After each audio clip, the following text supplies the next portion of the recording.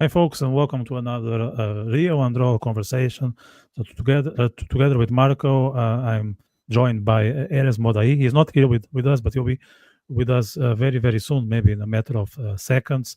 And he's key for the upcoming conversation because we're going to be talking about the judicial system with a particular focus in Israel. And he's an international business lawyer based in Tel Aviv. So for sure, he has the right insights for you guys. It's quite a complex topic. I'm a bit confused myself, but I'm quite sure that at the end of the discussion, we'll get to know about this monster called the judicial system. Like, from my understanding, the judicial system should be all about fairness and standing for the truth. But maybe it's not as simple as it is. And Erez will let us know whether we can make this statement with accuracy or should be careful when giving compliments to the judicial system.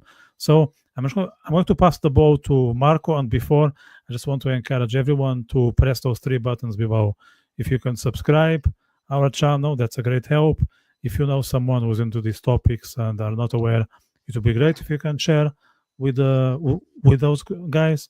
And if you enjoy what you do here, we'll be very thankful if you can provide us with a thumbs up. So over to you, Marco, for a more broad understanding of the discussion.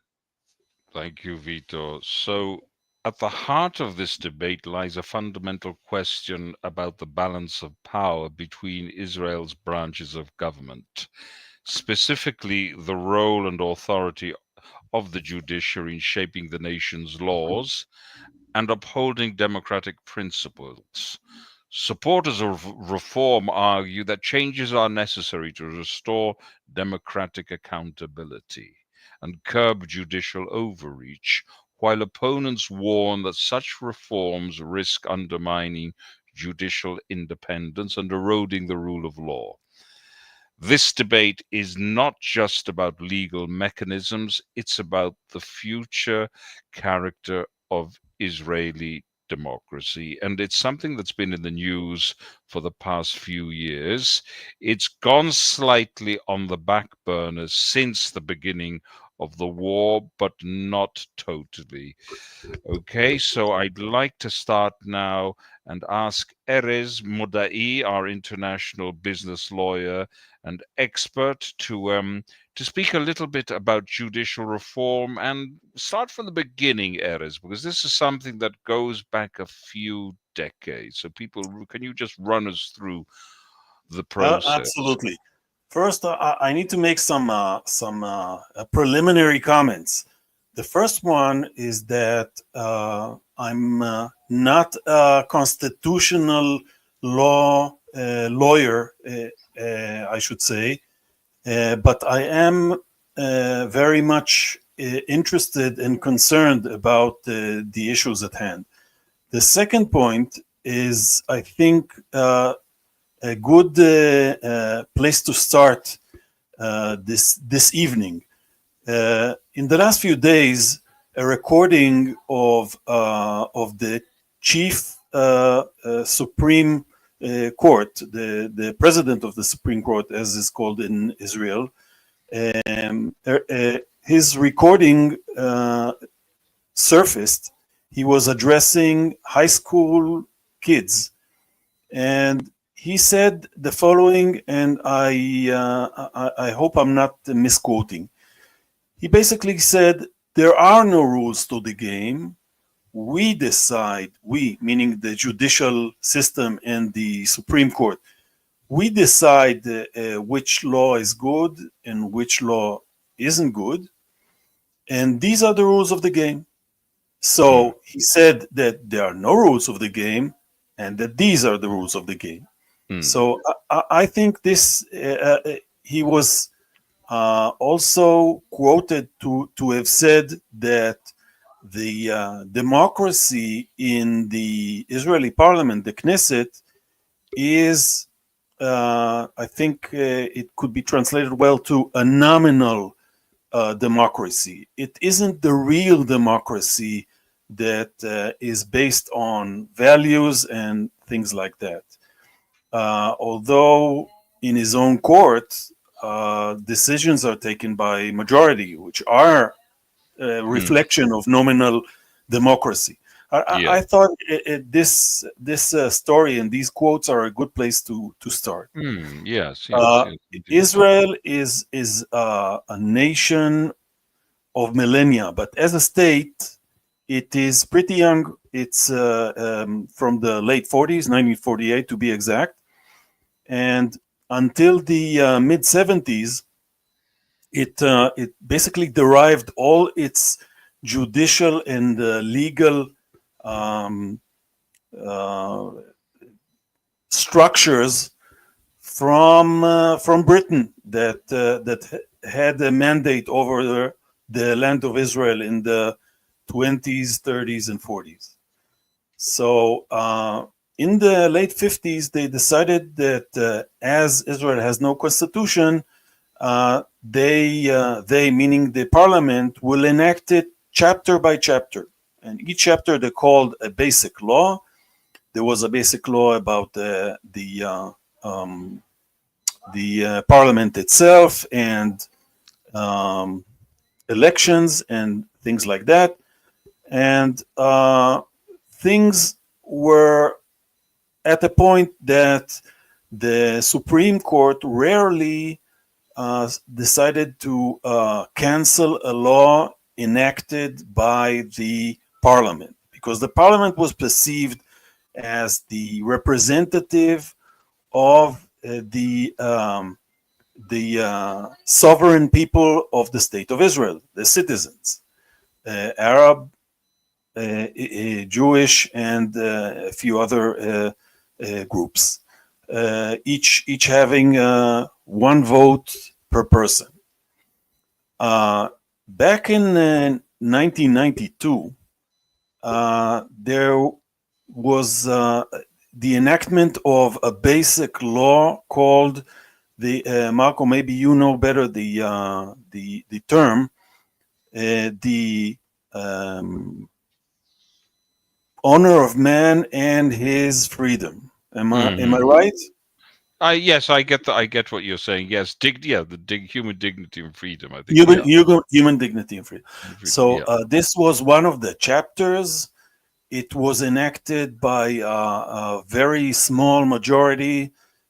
Only a small part of the Israeli members of Knesset participated in the enactment process, and it was basically to introduce to the judicial system the powers and authority to take into account values of the Israeli statement of independence, and to make it part of the law, because the concern then was that the executive branch would take liberties and has to be restrained by the judicial branch. And sorry, I said executive branch, I meant the legislative branch,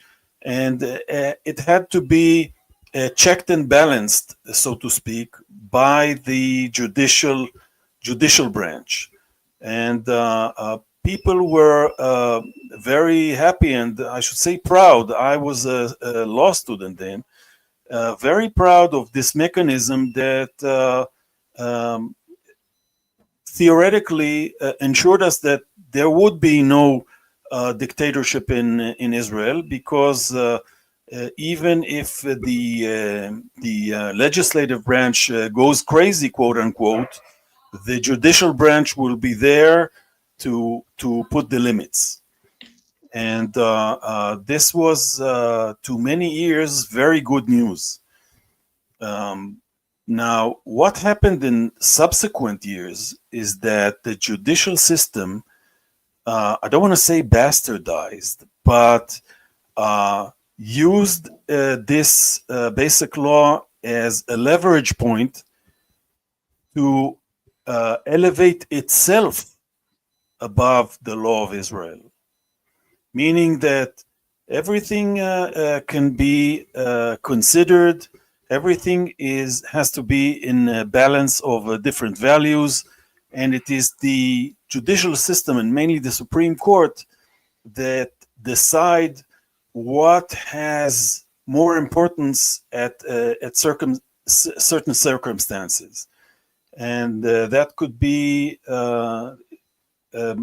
more powerful or has more authority than the enactment authority of the Israeli parliament, the Knesset, and basically puts the judges and the supreme judges over above the law and stronger, so to speak, than the parliament, which is the representative of the people of Israel.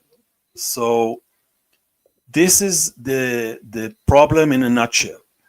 Mind you that the judges are not elected like in certain countries in the world, the US to name one. They are not elected by the people, and they are completely free of reporting to the people.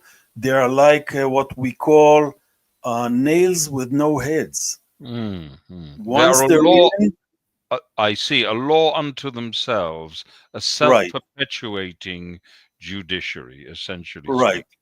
Speaking. Right. Theoretically, that would have been balanced by introducing people of varied background as supreme judges.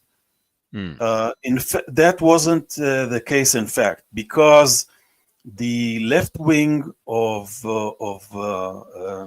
Israel, through the Israel Lawyer Bar, through the state prosecution, and through the legal councils of the government, basically tilted the interpretation of law drastically in one way. And since they controlled the procedure of nominating supreme judges, they basically ensured that their opinions and I should say outlooks will prevail over any other, though they in no way, or I should say very little, represent the people of Israel, as well as the law enacted by the parliament. So this became evident throughout the years when we got something we discussed before, which is selective application of the law. Yes. And one case I should, or one topic I should bring up, is that back in the disengagement, there was a very prominent judge who decided to incarcerate teenage girls ages 12 to 14 until the completion of the procedures against them, because they wanted to protest against the disengagement back in 2005. Yes. The reasoning was that protest is very important, but it should not interfere with public life, in the sense that, and this is the best example, roads should not be blocked. Transportation should not be interfered with. Indeed. 18 or 19 years go by, and I don't want to say suddenly, but the people blocking the throughways in Israel are the people from the ideological camp of the Supreme Court. Yes. And suddenly, the right of process is more important than the right of the people of Israel to decent transportation. So, and this is an act of law. It's not something that should be open to interpretation. Yes, but they obviously interpret it to suit their political outlook. This seems Absolutely to be abundantly clear. I think there is an analogy with what's happening in Great Britain at the moment with a two-tier system applying to people with different political and moral orientations. I think we can safely say that due to this type of judiciary that we have a two-tier system in Israel. Would I be correct in saying that? In a sense, I wish it were. It's not a two-tier. It's the very same courts that apply the law differently. Well, that's what I mean by two-tier. Same thing. Okay, so that's yes, what I mean by two-tier, in the yes, sense that the laws apply differently depending on your background and your right. political or orientation. Indeed. Now, what are the arguments? I mean, what are the arguments that people make against judicial reform? I mean, this is strikes me as something particularly strange, as if it were the end of democracy, that even hypothetical reform itself in a democracy can indeed be reformed itself. It's a constant movement. Let's say a democracy has these debates, and the pendulum does swing to and fro in a democracy to a great extent. But here we seem to have a gridlock, as if it's petrified. The system simply cannot change. It's not subject to changes in society, to the sensibilities in society. It's a very peculiar situation. Well, in a sense, we are true to our ancestors' lookout on laws in general. When Moses came down from Mount Sinai with the 10 Commandments, the Israelites, in the second time, said, we will abide by the commandments, and we will hear them. We will listen to them. Yeah.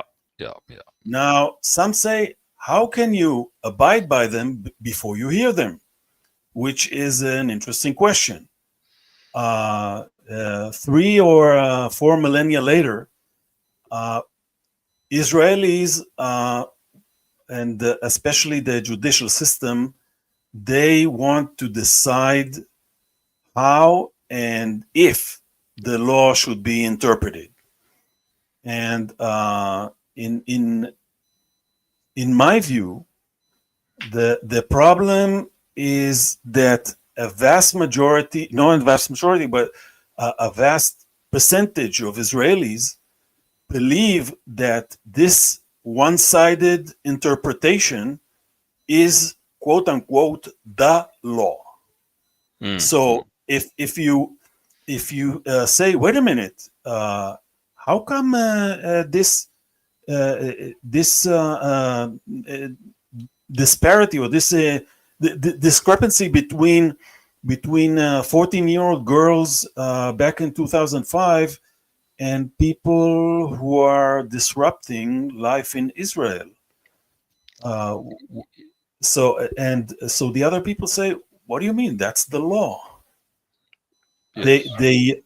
They don't want to notice the selective application of the law. Discrepancy between the way it was applied in 2005 and 2022-23 onwards. Indeed, you're absolutely right, which is quite extraordinary when one thinks about the sheer violence of the protesters as well, because there is no comparison with what happened in 2005. You had a bit of obstruction, yes, but you had essentially peaceful demonstrations.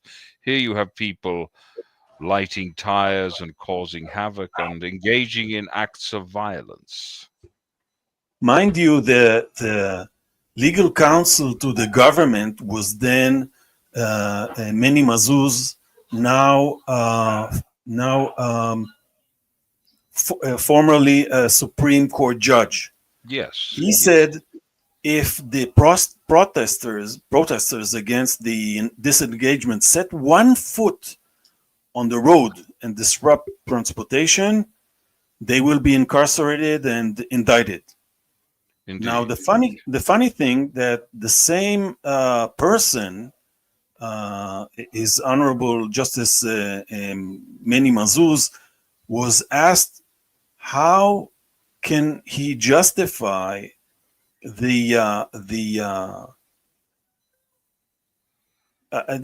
I'll say not prosecuting the protesters who block the whole traffic in Tel Aviv.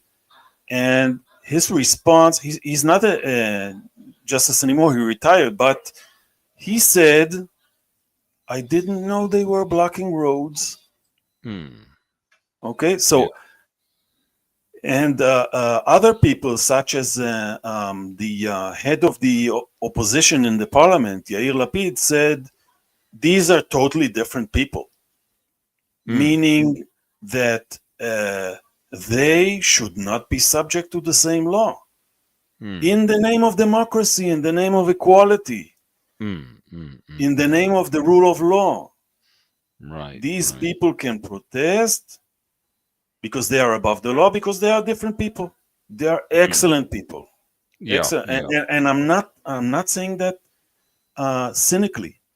No, I'm fully aware of these genuinely concerned about Israeli democracy. What they don't understand is that law is not an exact science. It can be interpreted, and the current judicial system or leaders of the judicial system, especially the Supreme Court,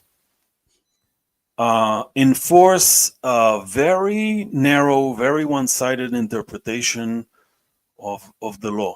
And there are many, many examples to that. One that we've mentioned before is that we have a serious problem with the illegal immigrants. And the government of Israel, actually different governments of Israel, came up with 3 plans to do what Trump is doing these days, sending them back to their countries or other countries abroad. And the Supreme Court decided that it will, I don't want to say rule out, but that those plans will not be implemented, although the latest one was much more, let's say, liberal and generous to the illegal immigrants than any other in the world. Right. So there, and as I mentioned before, the Supreme Court, Supreme Justice Aaron Barak, who was Professor Aaron Barak, I should say, who was behind the use of the basic law to basically say anything I think is the law, or my values are better than yours. He rejected the nomination of another professor. He said she her agenda is not in line with the agenda of the Supreme Court. Indeed, you're referring to Ruth Gavison. Ruth Gavison. Right, exactly. Now, what made my ears ring is that the Supreme Court should have an agenda. How can a court have an agenda if it should, discuss each case that comes before it? If it has an agenda, then what exactly is your role here? Indeed. It's prevaricating, according to what you say. That would be your position, indeed. Vitor, you wanted to say something? Yeah, so I'll be very keen to understand what's the generic view of the judicial system in Israel. Let's say on a scale of 1 to 10, like how popular it is for the everyday person, the judicial system in Israel in the current times. Well, the judicial agenda through under the guise of the law, as I said before, is many times implemented by the legal counsel to the government. And on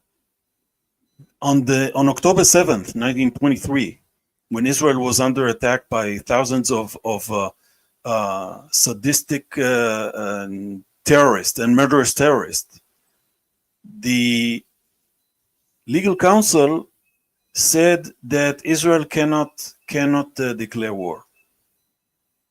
She actually delayed the declaration of war, which has numerous implications, such as drafting the reserve army and other things, that if a war is not declared, then they become either impossible or very complicated, because they have to be approved in a different way, as if people are not being raped and tortured and murdered. So this is not theoretical. This is as practical as can be. I'm not saying that people died because of that decision. Okay, I don't know that, so I won't say it. But the fact is, it touches every Israeli, whether that Israeli is supportive of the reform or is concerned about the dictatorship. All our lives are affected by those decisions, and more so of politicians, because if you look back since the mid-90s, the public prosecution has been very active against politicians from the right side of the political map. Sometimes things like we're giving the impression of having been blown up from something minute to something that looks and sounds terrible. And in other cases, such as the case of Gal Hirsch, who was supposed to be appointed to chief of police in Israel, they dragged him, if I remember correctly, 5 years in all kinds of procedures and courts. Nothing came out of it.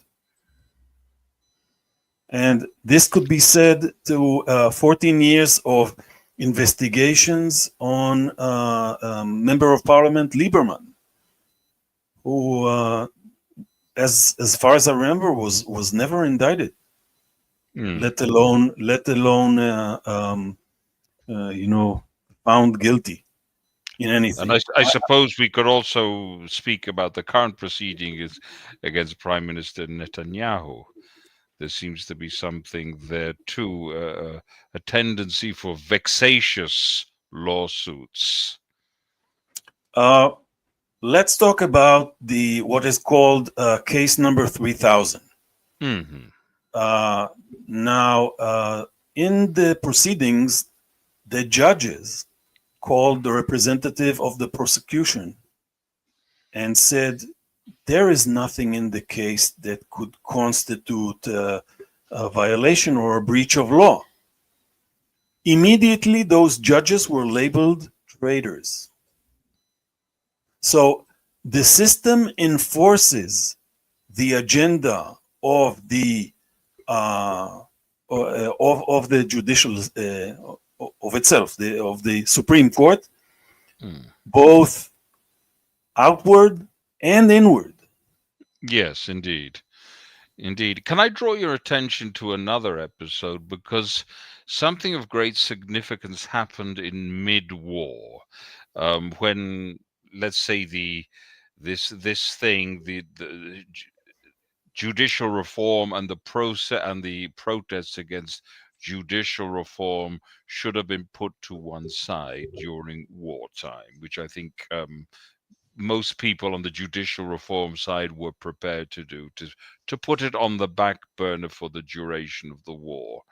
And midway through the war, we had a decision handed down by the president of the Supreme Court, Miss Esther Hayut, striking down the reasonableness clause mid-war, which I think is very telling with regard to the attitude. It also provides us a key with which to interpret the workings of the Supreme Court. What's your opinion on that? The reasonableness sounds as the perfect tool for every circumstances. Indeed, indeed. I fully understand that. You go ahead, please explain that, and then I want to say something else. Yeah. Theoretically, the judge should not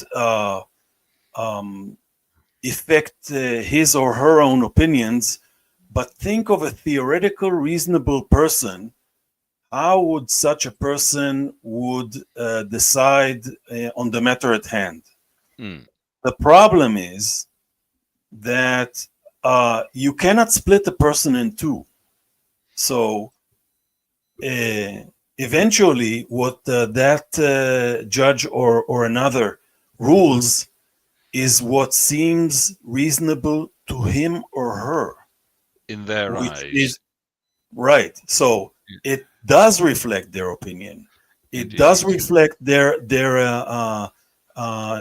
emotions and political views and things that should in no way be brought into account when making judiciary decisions. Indeed, and indeed. Reasonableness became the code for this is what I want. This is what I think is right. This is what I want. That's right. And for putting a spanner in the works, as we say in English, for putting a spanner in the works. Indeed. And the opinions, there are two things I wanted to take you up on. The opinions of the judges, I think there is a general awareness that they do not resonate with the sensibilities and morality of the public at large. I think we can say that with some certainty that a very vast sector in Israel does not identify with the values of the Supreme Court. I think we can say that with a certain amount of say certainty, put it that way. I apologize for the assonance. There is another thing I wanted to say, but the mere fact that she handed down a decision on such a controversial subject mid-war, I find that rather telling. They could have avoided handing down a decision during the course of the war. If I'm not mistaken, she I don't want to say overstayed, but she made sure she would be presiding over this issue, or over the discussion on this issue. Although I think she was supposed to leave earlier or something like that. Right, Um, right, right. and But she and this wasn't. is telling. Yes, yes, indeed, and it wasn't in the. I mean, whichever side you take here, it certainly wasn't in the public interest to rule on something which is potentially very divisive during the course of a war. A war requires unity. I think so. And this is very telling, isn't it? Yes, absolutely. It demonstrates, in my opinion, the value scale of the people who sit in the Supreme Court, because in the value which I regard the highest, personally, is Zionism, meaning the right of the Jewish people to exist and lead a sovereign life in the land of Israel. Now, if you decide mid-war that you need to push back on judicial issues, it means that there are more important issues. There are higher values. And I can give you another example. As I said, the dignity of man and freedom, basic law, referred to the Declaration of Independence, the spirit of Declaration of Independence of Israel. The Declaration of Independence talks a lot about the state of Israel being the home of the Jewish people. The word democracy is not mentioned once in the Declaration of Independence, not because the people of Israel didn't want democracy, because things were different after the Holocaust and during war for life or death of the Jews of the land of Israel.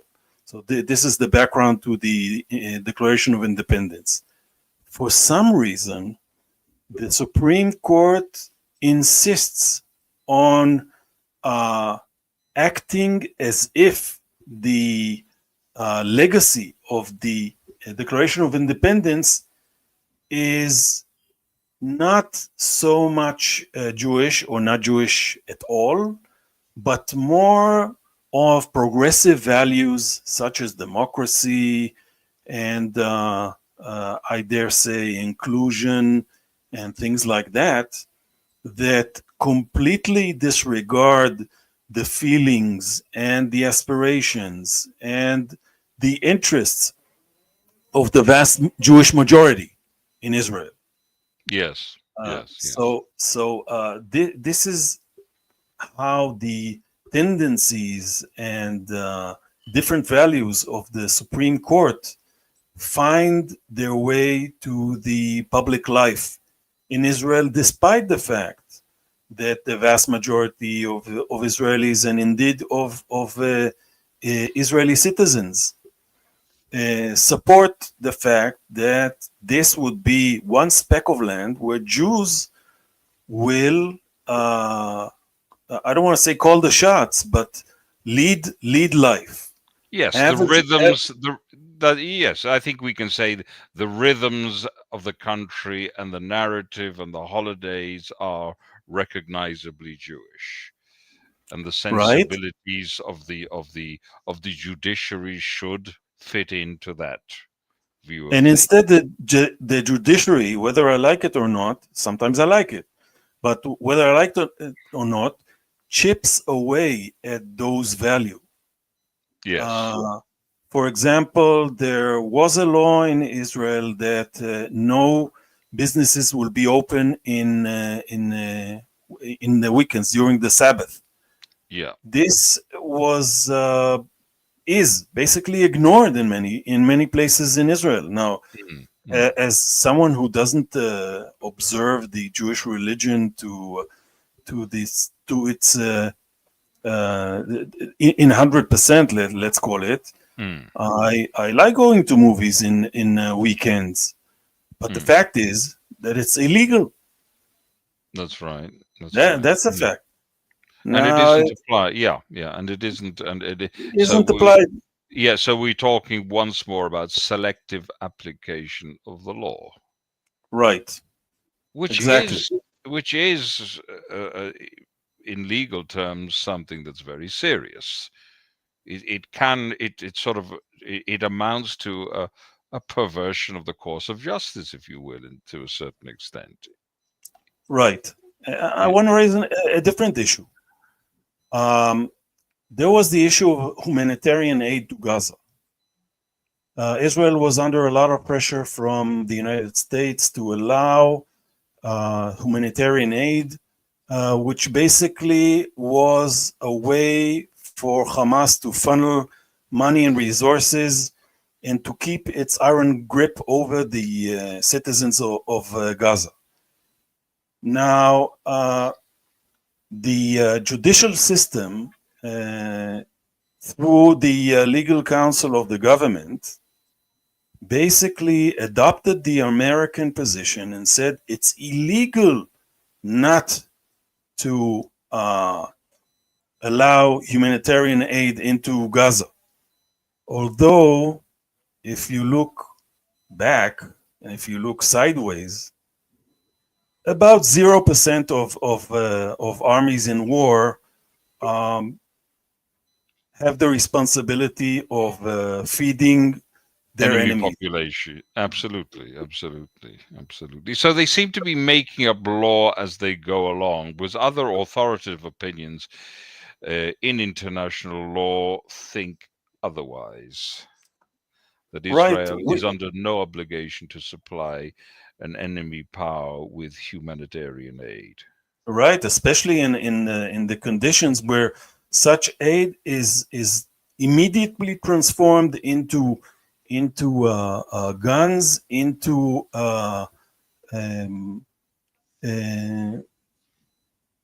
drafting of Gazan people under coercion to the forces of Hamas, which translates immediately to lives of soldiers, Israeli soldiers. Indeed, it has effectively tied the hands of the Israeli army as well. Truth be told, yes, right. And it does. And here I'd like to sort of, maybe I'm going off slightly on a tangent, because it is indicative of an attitude also which affects the code of ethics which has been imposed upon the Israeli army by a certain gentleman by the name of Asa Kasher and his purity of arms. Right. There is. Right. Would you like to elaborate on that? Well, I'm not an expert on military law, but in general, I can say that we Jews have the tendency to take more obligations than we have to, and to be more strict with ourselves than we are with others. And in that sense, we feel obligated to prove to the world that we are more righteous than the Pope, as they say in some languages. Yes, more Catholic than the Pope. More Catholic than the Pope, right. So we have to prove that other armies just bomb away, carpet bomb Iraq. If you're the coalition of 1991. In Israel, we announce that we are going to bomb a certain area or house because it is not fair to kill someone who wants to kill you. Yes, because you're stronger. It's not cricket. It's not politically correct. Right. Right. But only when it has to do with Israelis. Yes. I mean, no one asks exactly how the Alawites in Syria are executed by the Sunni regime. Indeed. They're not as refined in their criticism when non-Jews are the perpetrators. Yes, and they're not as sensitive in these situations. Yes, they're not too concerned about placing our soldiers' lives at risk. What is important, what is uppermost in their mind, is giving a good impression to the world. Right, and if I may say,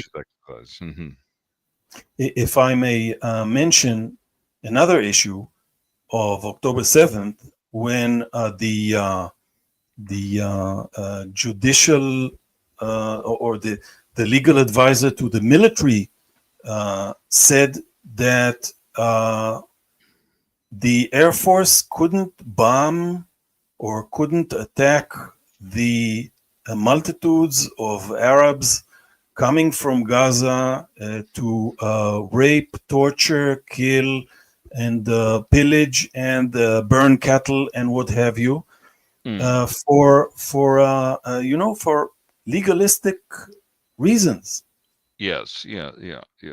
I don't want to say legalistic that reasons which don't really have a huge legal basis, and certainly not an understanding of law as something that articulates moral constructs. These are things that exist in their minds more than in any real understanding of law as an expression of something moral, and that.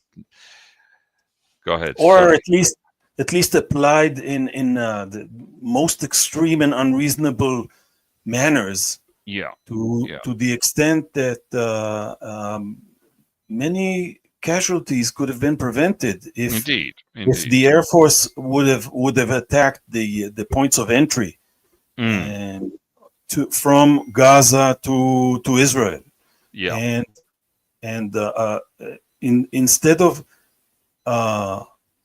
fearing for our own citizens being attacked, murdered, and abducted to Gaza, it gives the impression that we were trying to be more Catholic than the Pope, in the sense that we didn't want to harm any bystanders who are uninvolved, quote unquote. Yes, we know about that non-involvement. Vitor?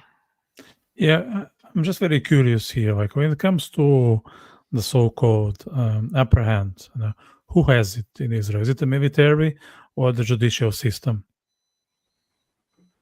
Okay, that's a difficult question. First of all, the judiciary system, meaning the courts and the legal counsel system and the public prosecution, to an extent also the Israel lawyer bar, have the upper hand because they create the impression that, as I said before, the application of the law by those people who tend to be on the left wing is, as I said, the law. They don't say that, okay, this is one way to interpret the law, and maybe in other circumstances it could be. No, they make false representation that this is the rule of law, which it isn't. Now, as with regard to the military, we need to understand two things. The first one is that the military abides by the law as is, let's say, conveyed to it by the judiciary system. The second thing is that what happened in the judiciary system seems to have happened in the military and security community in Israel at large, meaning that left-leaning people have been promoted, have been given authority, have been are calling the shots and making the decisions, while others who may be not less talented, not less devoted, but have the wrong opinion are suppressed. And I'm saying this.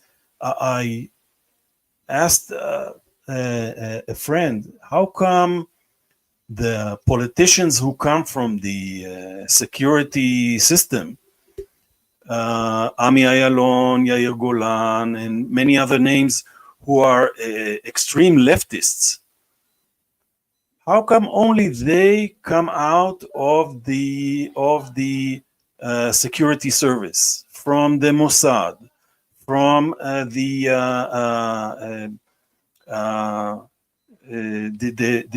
IDF, from the IAF, from the Israeli Air Force?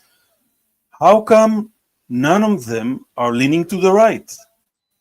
Why? Is there only one correct solution to every problem? And the answer I got was that these systems were politicized, in the sense that people with the wrong opinions do not get promoted.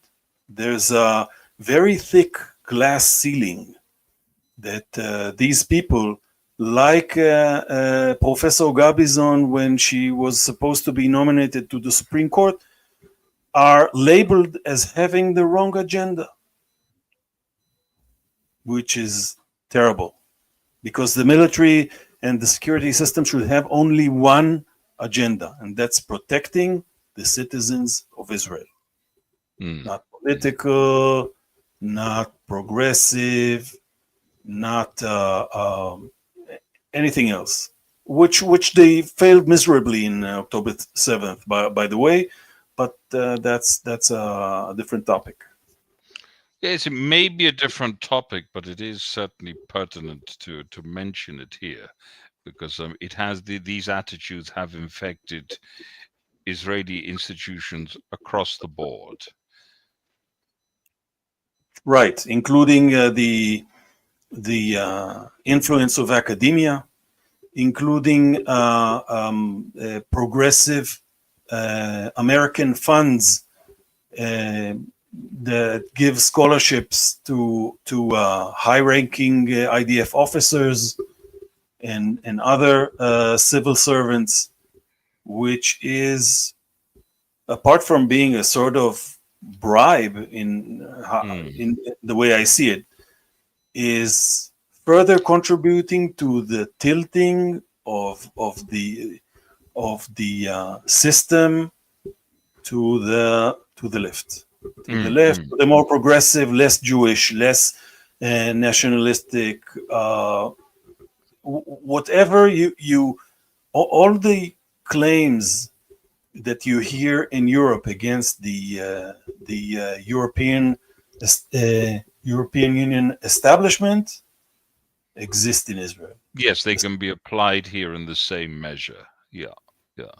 And indeed, we see, as Vitor knows, we see analogous situations in Europe as well, where the judiciary, to a great extent, is in the hands of people with certain outlooks. Can you confirm that, Vitor, in Portugal, where you're from, and in Ireland, where you reside?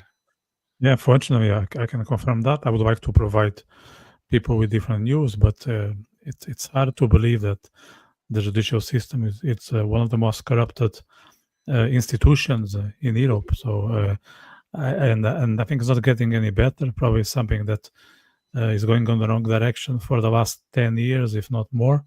But I believe that the fact that we do things like that and social media and the alternative channels, we can call out what's happening, and perhaps we can make a change in the next generation or two. And I think in Israel the same is happening. I think there are voices that are being heard, and maybe they can echo in the right way. Is it something that you can hope for, guys? Erez, Marco? Yeah, I'd like to ask Erez that question. How do you think, Erez, how do you believe the situation can be remedied? Because it can be remedied. It's well, it seems like the progressive, I don't want to say population, but the progressives are clinging to the centers of power, in the sense that they, I don't want to say control, because it has this anti-Semitic Ring to it, odor. you say. Yeah, ring, exactly. But they are very dominant in the academia, in the mainstream press and TV, in the judicial system, of course, in other systems as well. And as I said, the military and security systems of Israel are not immune to this trend. So I am concerned, but I think that backlash is growing. I think that more and more people understand. Friends of mine that come with these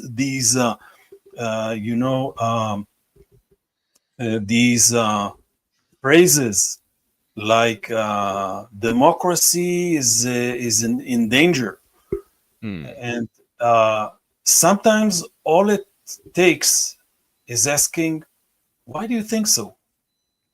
Yes. Sometimes it takes more. Sometimes I get into very heated discussions, but eventually, and I believe most of the people are honest, they will come to the conclusion. I don't want to say that they have been deceived, because no one likes to admit that they've been deceived, but that there is room for change.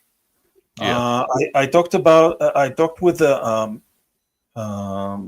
someone who was very much anti-Netanyahu, even before the judicial reform.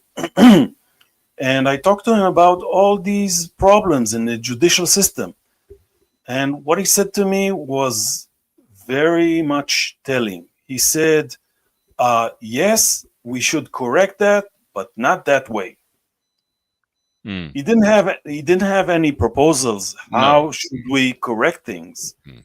He knew, or actually felt, that the way that the government is doing it since 2022, I think, is the wrong way.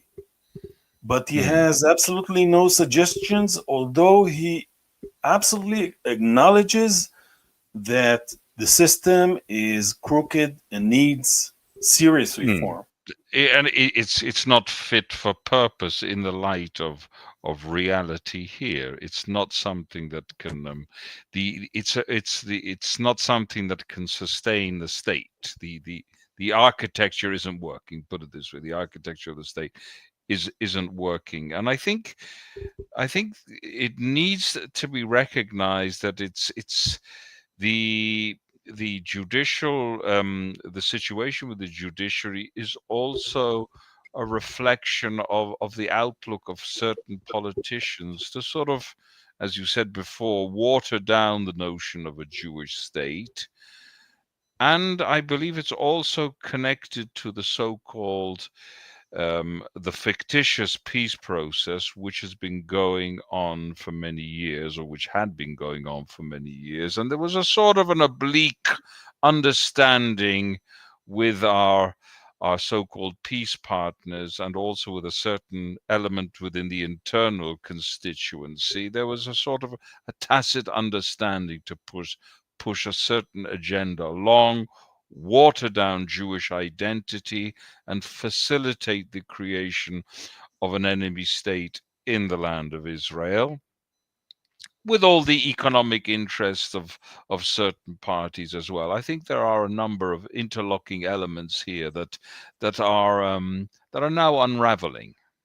Let me tell you about one such interlocking element. One of the most active NGOs in Israel against the judicial reform is something called it's a not-for-profit establishment called Blue and White Future. Now, this it was the funnel of huge sums of money that went into manipulation of public opinion against the reform, or I should say, in the guise of being against the reform, it was actually against the government. Yes. Because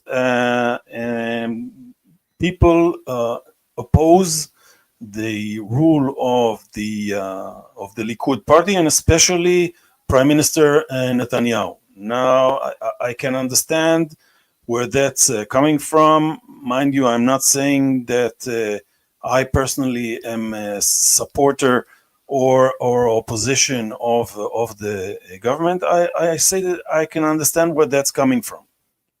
But Blue and White Future was established, I think, something like 15 years ago, with the sole purpose of promoting the two-state solution. Nothing about democracy, nothing about the rule of law, nothing about the status of the Supreme Court. These are all excuses. These are all ways to mobilize the uneducated people. Mind you, I'm not saying not intelligent. They can be doctors and engineers, but in the sense that they can be enrolled to the fight against turning Israel into a vicious dictatorship. They are uninformed and sometimes fooled people, and that was the main agenda. The two-state solution was the main agenda of Blue and White Future for a much longer time than they talked about democracy and the rule of law in Israel and all that. I don't want to say mumbo jumbo because it's very clever. It's devised. There is method. Yes. To the Yes. neighbor. There's a reason why so many people are buying into this. This comparison between Netanyahu and Erdogan, the president of Turkey, who, by the way, imprisoned something like 23,000 judges. They see him as exactly the same. Right. They see Netanyahu as exactly the same as other tyrants. They think he should be executed and that he's a traitor, etc., etc. And again, I'm not saying that I'm a supporter or in opposition to the current government. What I am saying is that someone has lost touch with reality. No concentration. A friend of mine who happens to be a lesbian said that if the government, if the Likud and Netanyahu stay in power, she will have to put 6 different stars of David, yellow stars of David, like the Jews had to put in the Holocaust in the 40s, because she's a woman, because she's a lesbian, because she is non-religious, and she found 3 others, as if the SS is going to knock on her door and take her to a concentration or another camp or for forced labor, or someone is going to take away her voting right.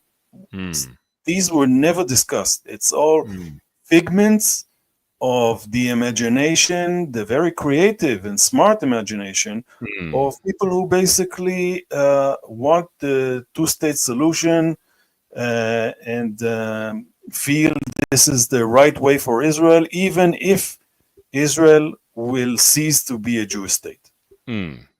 Yes. So the type of person you mentioned certainly is an indicator of some kind of mental derangement. I have to be perfectly frank. Actually, she's a very dear friend. Yes, I don't think it's. I fully understand that. One can feel a sense of affection for somebody, but to reason in such a way, I believe there is, at a certain point, it becomes a mental health issue, and I think we see this on a grand scale. I beg to differ, because if you say this is a mental disorder, and you think back how Hitler was able to mobilize Germany, if you say this is a mental disorder, you're basically saying the Germans are not responsible for what they did, because they were deranged, they had a mental disorder. What I'm saying is that let me just interject here for sure. 1 second, because I think a mental disorder can be consciously induced, and that is where I beg to differ with you. Okay, I believe one can take. I understand. One can a person. I think we see people who are even educated and intelligent, but many of the people who caused the Holocaust, who were the main actors behind the Holocaust, were people who of a high level of education. I think at a certain point, a person can, when there is, and this I believe this firmly, when there is a moral collapse, and when a person becomes incapable of some way of adhering to a moral framework, I think this induces some kind of derangement. And I believe the opposite is also the case. When somebody is mentally deranged, they can't handle a moral framework. It's a complex issue, but it's a little bit provocative, but I see certain people who cannot handle facts, who do not let facts get in the way. Now, it doesn't mean that they're always like that. Okay, they can go in and out of that. Okay? I regard it as being willingly brainwashed. That's why I said before that these people are basically depositing their mental capacities with the spin doctors and marketing people that try to market the imminent collapse of Israeli democracy as a tool to overthrow the democratically elected government. These are people who are inclined or tend to see the rule of the right as something that's inherently wrong, and therefore they are more susceptible to buying the harebrained theories, conspiracy theories, I should say, that the Israel is will become a dictatorship like Cuba and like other places. Although nobody is contemplating that. Yeah. No, absolutely. It's certainly. I mean, you and I, we agree on that. Our diagnosis is slightly different. Right. But the bottom line is the same. Yeah. I have a question for you after watching some news today. So I'm sure you are familiar with the Eurovision. I don't know how much you watch it or not, but we are all happy when Israel does well. And are they? I saw some of the movements around the venue in Switzerland, and there were plenty of flags, those Palestinian flags. There are more Palestinian flags than there are of the participants, which is fantastic, no? Sure. But I would be interested, setting those things aside. I know Israel won the Eurovision 3 times. I should check on ChatGPT because I'm not a big Eurovision fan. Just for the record. You mean you don't enjoy the music on the? No, I'd rather go to old-fashioned Woodstock festival then with rock. Perfect. Yeah, Woodstock. Perfect. I'm a Woodstock person. But so Israel won 3 times, and when they win, to my best knowledge, then they need to organize it the day after, and those events take place on Saturday. So during Shabbat, at least the festival itself, but there are rehearsals and preparations that take place during Shabbat. So how is the country dealing with that, say, from a law point of view? Well, I think the Eurovision is not regarded as a state effort, although it's of course it reflects on the country, on the state of Israel, but it's not actually executed by the government.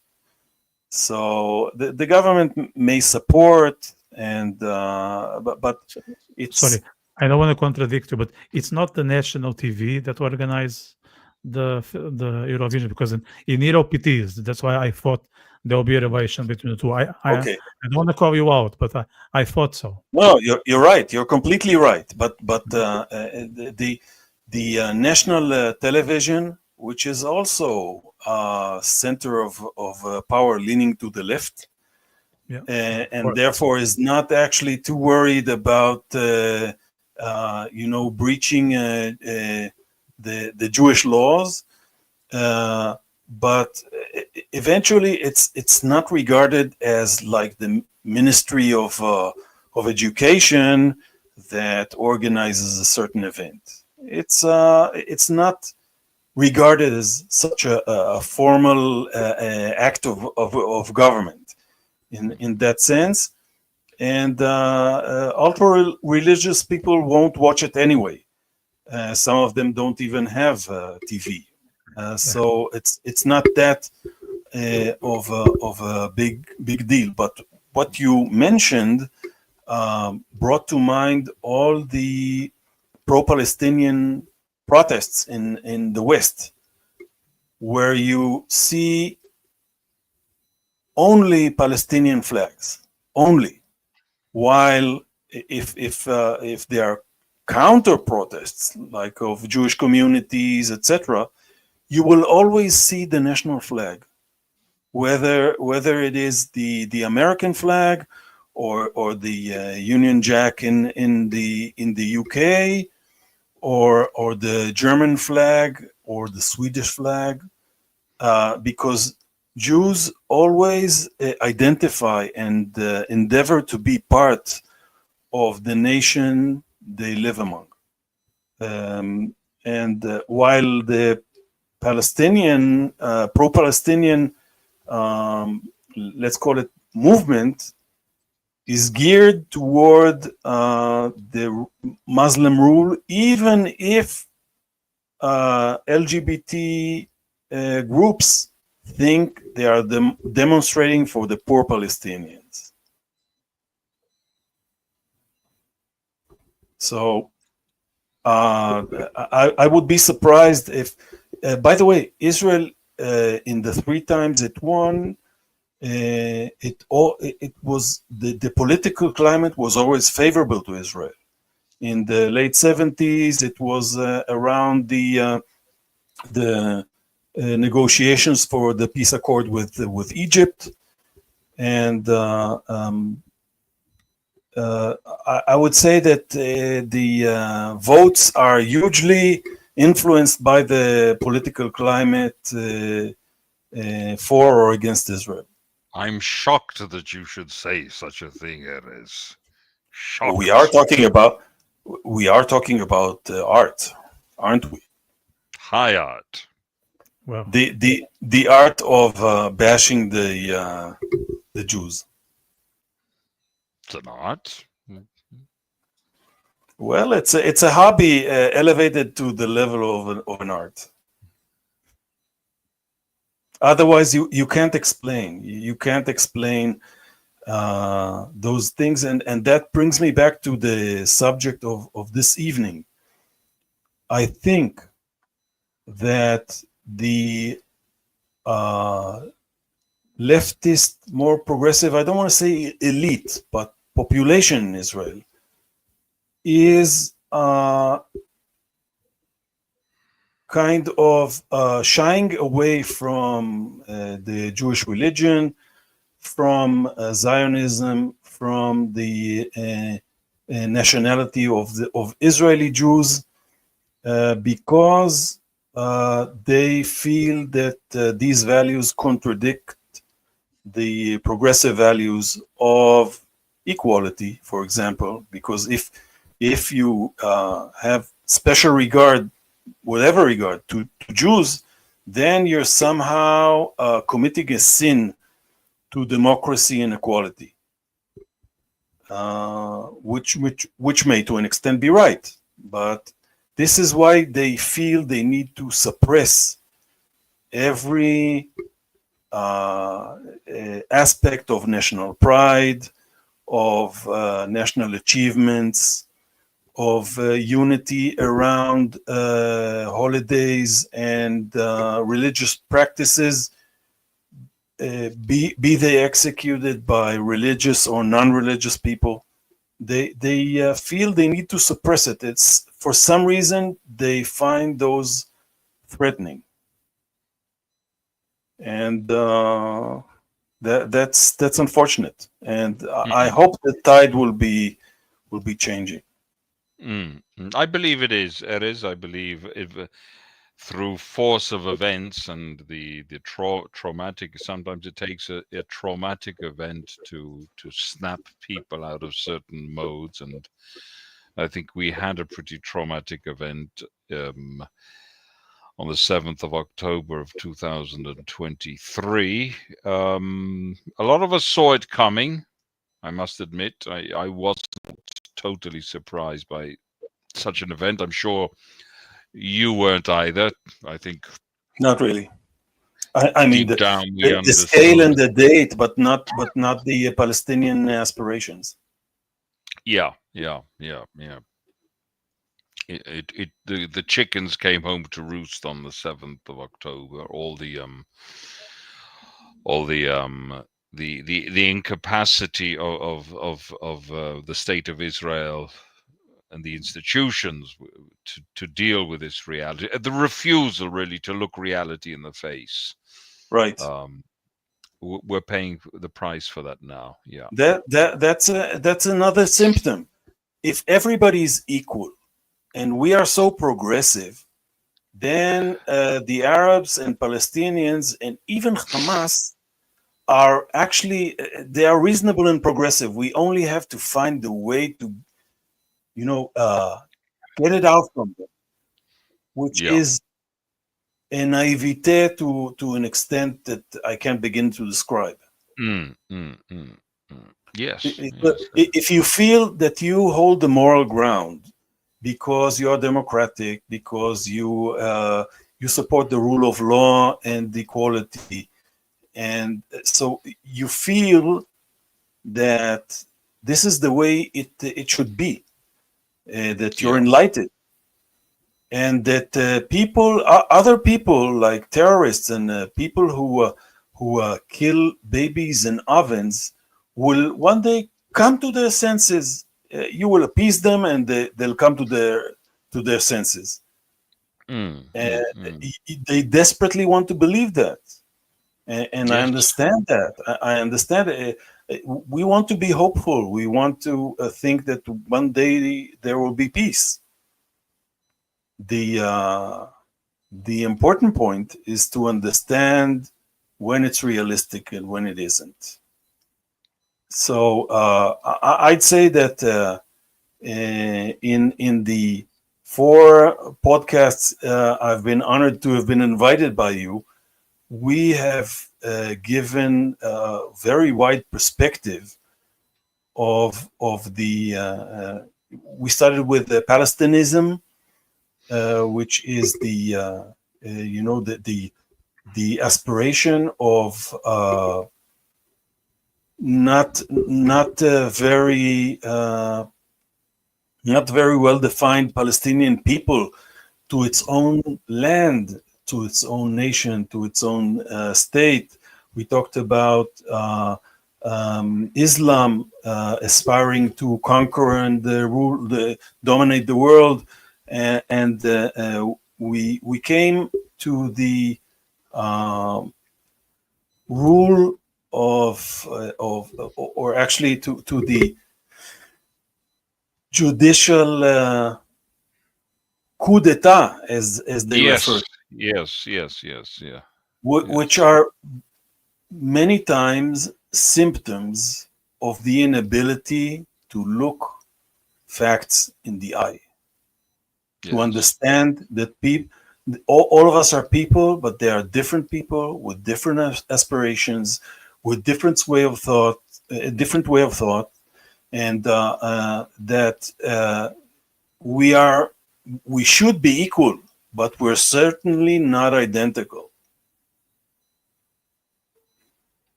Yeah, and that cannot be discussed because at the moment, as we know, free speech is at stake, which is another topic myself and Marco want to bring to discussion maybe next week, Marco.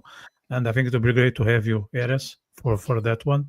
And if you cannot exercise free speech, then we cannot think, we cannot use words properly. So if there is no room or space for discussion or for proper conversation, those things will never be clear. And if they are not, everybody's going to be confused, and we don't know who we are, let alone what others are. So that's absolutely the current state of things. Yeah, absolutely. So I think we can wrap up, guys. And if you want to add anything, you can wrap up. On that happy note. Happy note. Oh, Yeah. those are big. I do want to make one comment, and that is that even the most vicious agitators on either side are well-meaning people. They care about what they see as the state of Israel. The problem is that we don't have a common vision to what state that should be, whether it should be the state of all its inhabitants, all its residents, or one that has some connection to the past, to the Jewish past of the land, and to the Jewish people. But that in itself is a rupture with a Zionist consensus that existed, because from Ben Gurion to Begin to Jabotinsky, with all their differences, there was this common notion of a Jewish state in the land. It wasn't a state of other nations, as it were. It was the nation state of the Jewish people, and that was the thing that held everything together and holds everything together, ultimately speaking. But that's, I suppose, it's a conversation for another time. Right. Okay, so the happy note, Marco, I was just thinking that I'm back and we can do this on a weekly basis again. Of course. This is the positive news that we can share with the audience. Hopefully we can reinstate our Wednesday schedule. From this Wednesday. We can have Erez with us more often. Erez. Otherwise, Erez, not otherwise. You said Erez, which has another meaning. And tell him what it means, Erez. Not well, it pronounced in a certain way, it could mean destruction, but I see myself as a very constructive person. Actually, my name means cedar tree. Cedar is you. Yeah, just blame it on my time I spent in Africa. I'm still recovering my pronunciation. No, so we're gonna have Erez back to comment the Eurovision. Am I correct in saying that?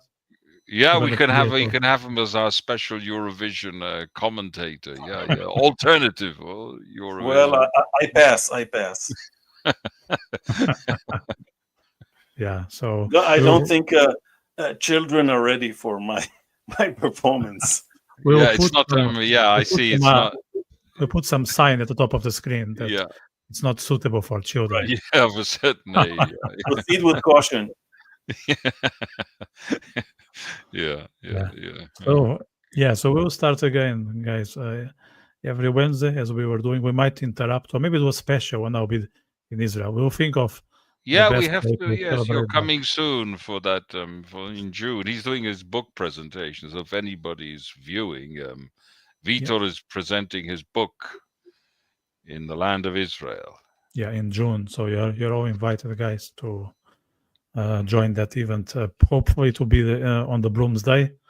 It's not 100% confirmed, but it's going on the right direction, which is, if I'm not mistaken, the 15 or 16. I can't remember now, but mid-June, Monday. Good. Monday. Looking So, forward. Yeah. Yes, we will. We'll convene. We'll convene our parliament. Yeah. So, guys, if you enjoy this conversation, there is a button below to award us with a thumbs up.